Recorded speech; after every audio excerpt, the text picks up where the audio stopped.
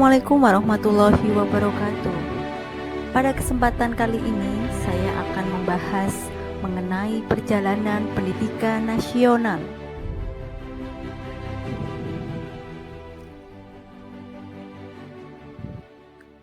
Sebelumnya, saya ingin memperkenalkan diri. Nama saya Juwita Sari, mahasiswa Pendidikan Biologi PPG Prajabatan tahun 2022 dari LPTK Universitas PGRI Semarang.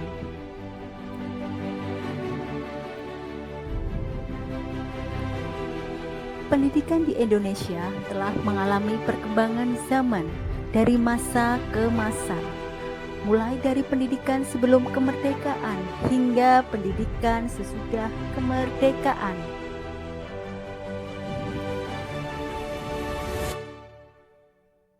Pendidikan sebelum kemerdekaan.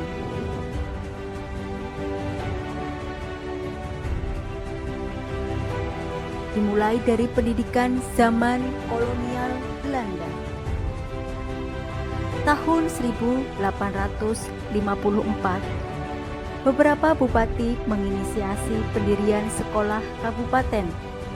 Pada tahun ini, lahirlah Sekolah Bumi Putra yang hanya untuk kalangan tertentu. Hal ini bertujuan untuk menciptakan tenaga upah untuk Belanda. Mereka hanya dibekali ilmu membaca, menulis, dan berhitung seperlunya. Tahun 1908, terbentuklah organisasi Budi Utomo, yang mana organisasi ini memberikan beasiswa kepada masyarakat Indonesia untuk belajar. Tahun 1912, muncul Raden Ajeng Kartini yang merupakan tokoh pendidikan memperjuangkan sekolah bagi perempuan.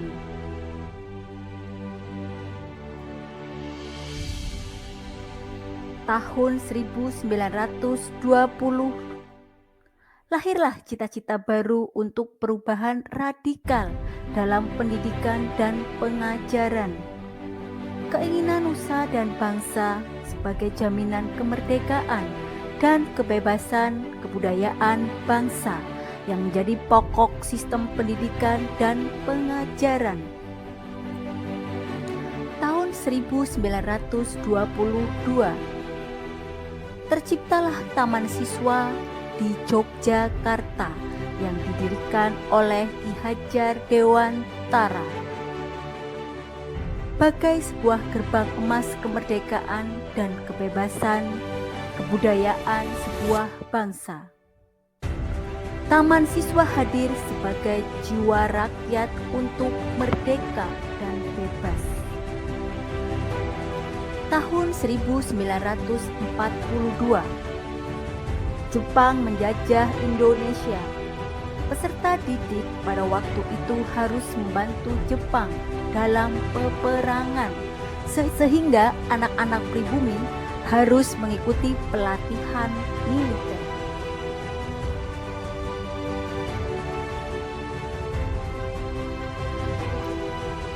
Pendidikan sesudah kemerdekaan.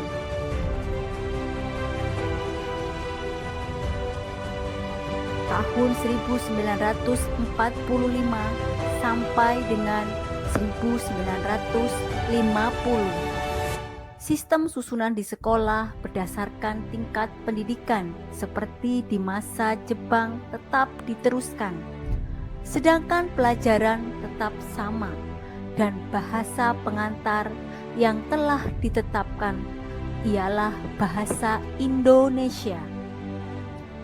Buku-buku pelajaran yang digunakan merupakan buku terjemahan dari bahasa Belanda ke dalam bahasa Indonesia yang sudah dibuat pada masa Jepang.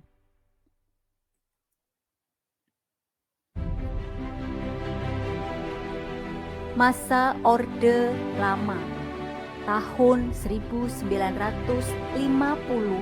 sampai dengan 1966. Kurikulum pada era Orde Lama dibagi menjadi 3 kurikulum di antaranya.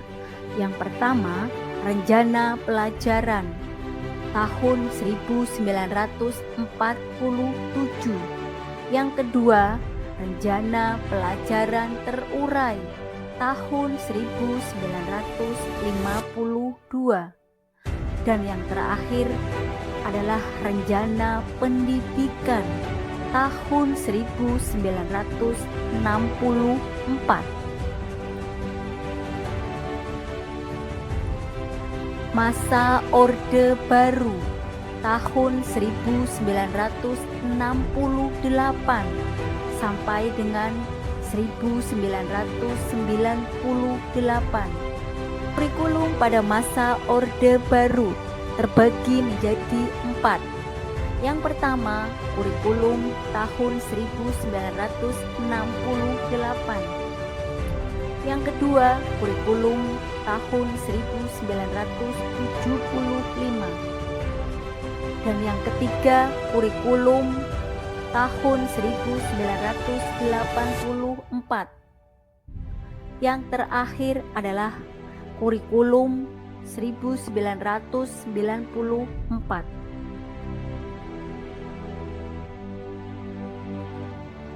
Masa reformasi hingga saat ini.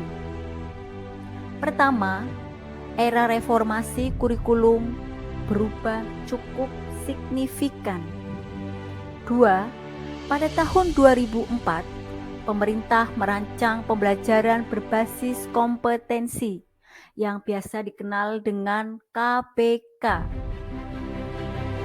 Dan yang ketiga, selain pengetahuan dan pemahaman, peserta didik dibimbing untuk menguasai keterampilan, sikap, minat, motivasi, dan nilai-nilai untuk melatih tanggung jawab.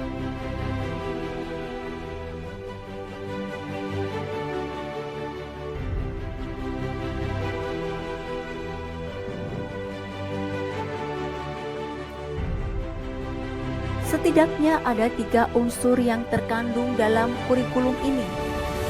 Ketiganya adalah kesesuaian pemilihan kompetensi, indikator sistem evaluasi yang spesifik untuk menentukan keberhasilan capaian. Ketiganya adalah kesesuaian pemilihan kompetensi, indikator sistem evaluasi yang spesifik untuk menentukan keberhasilan capaian dan pengembangan pembelajaran. Adapun kurikulumnya, yaitu kurikulum tahun 2006, kurikulum tahun 2013, dan yang terakhir adalah kurikulum Merdeka.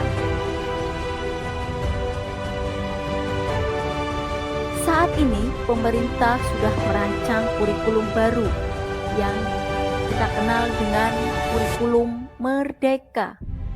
Harapannya dengan adanya kurikulum ini, pendidikan di Indonesia bisa seperti negara maju, yang mana peserta didik diberi kebebasan dalam memilih bakat dan minatnya dalam pembelajaran.